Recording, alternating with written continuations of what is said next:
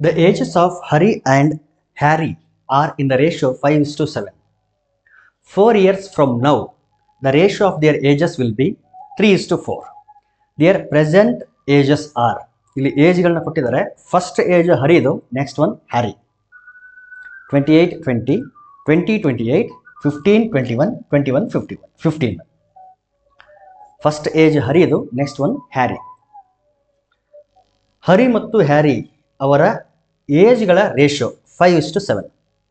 Actual ages of ಹರಿದು actual age ಏನಾಗಿರಲಿ ಅಂತಂದರೆ 5x ಆಗಿರಲಿ.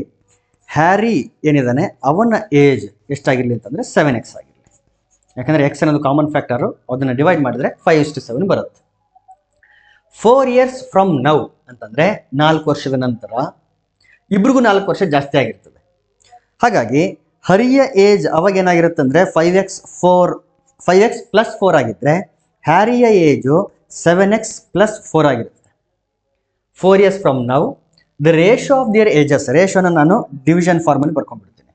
ಯಾಕಂದರೆ ನಾನೀಗ ಸಿಂಪ್ಲಿಫೈ ಮಾಡಬೇಕಲ್ಲ, ಹಾಗಾಗಿ ಆಮೇಲೆ ಅದನ್ನು ಏನು ಮಾಡೋಣ ಅಂತಂದರೆ ಎಕ್ಸ್ ವ್ಯಾಲ್ಯೂ ಸಿಕ್ಕ ಮೇಲೆ ಅದನ್ನು ಇದರಲ್ಲಿ ಸಬ್ಸ್ಟಿಟ್ಯೂಟ್ ಮಾಡ್ಕೊಂಡು ಫೈಂಡ್ ಔಟ್ ಮಾಡ್ಕೊಳ್ಳೋಣ.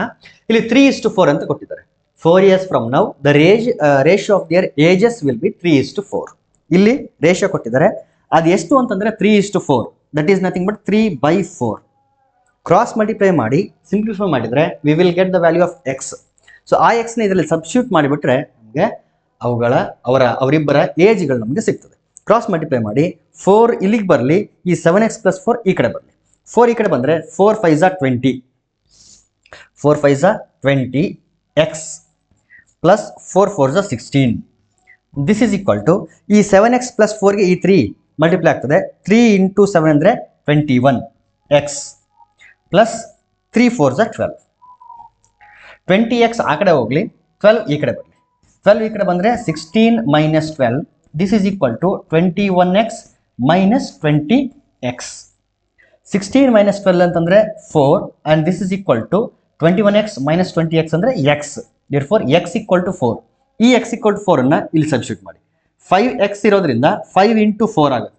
5 × 4 ಅಂತಂದರೆ 20. ಹರಿಯ ಏಜ್ ಎಷ್ಟು 20. ಅದೇ ರೀತಿ 7 × 4, 7 4 28. So their ages will be 20 and 28 respectively. So 20 ಮತ್ತು 28 ಅಂದರೆ ಆಪ್ಷನ್ 2 ಕರೆಕ್ಟ್.